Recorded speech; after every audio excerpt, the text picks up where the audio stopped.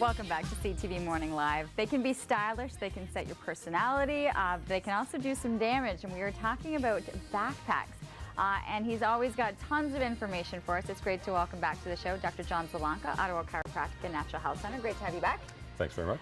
And I know that you are passionate. I know that you've written articles, you've written a whole bunch of things based on backpack safety. So I'll let you kind of break it down from there where you want to start. Well, absolutely. Unfortunately, a lot of parents don't realize just what an issue this is. What if I told you today, on average, somewhere between 3 and 7 children will end up in an emergency room somewhere in Canada due to a backpack injury. If you break that down in the U.S., that's between 5,000 and 12,000 emergency room visits per year. How is this happening? Well, some of it is from improper use of the backpacks. Some of it is backpacks so heavy that they actually fall off children. Some of it is actually tripping over backpacks and even falling downstairs and so forth. But one of the things I've written in a health article that's entitled 8-Year-Old Lifts 18 Tons. And so if you do the math, a lot of kids' backpacks weigh as much as 20 pounds. If they take that backpack on and off, 5 times in a day type of thing, and you do that math over a 180-day school year, that's 18 tons that your 8-year-old kid has actually lifted.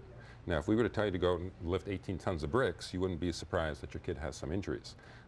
Well, absolutely, but you think about it, right? They're taking it up in the morning or getting off into the school bus and then putting it back on, and so there's probably through all of that, and this is heavy, by the way. This actually only weighs, be doing this. That's 7 pounds. Okay? And so a number of key things that we need to look at. Number one is the weight of the backpack. So for your average elementary school kid, it should be no more than 10% of that body weight. So we were talking before we came on air, your daughter's the same age as my twin boys. Our kids would have to weigh 70 pounds before that backpack would actually be appropriate for them. And most backpacks are a lot heavier than this and so forth. Okay? That's key number one. Number two, when you do put it on, is you want to have it no higher than the base of your neck, no lower than your waist. You want to have it close to the body as well. Certainly you want to have a number of different compartments to it as well and have those spaced out nicely as well. The straps should be nice and thick. You do not want straps that are actually pinching into the skin and so forth. And you want it snug, but certainly not too tight.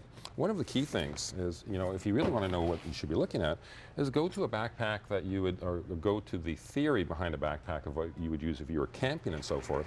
So, then you start getting into straps that are much thicker, but one of the other key things you have is you actually have another strap that actually comes around the waist and holds it close to the body as well.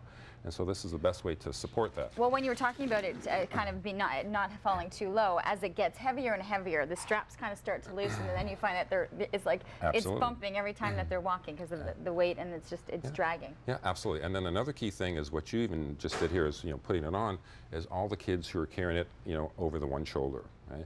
And if we have a 20-pound backpack, that would be like you carrying 2 bowling balls on one side. And imagine what that does to your spine. And understand, this is not just creating back pain in kids and the emergency room visits, but this can lead to anything from headaches to fatigue. For a lot of teenage girls who already have scoliosis, just going to aggravate that much more.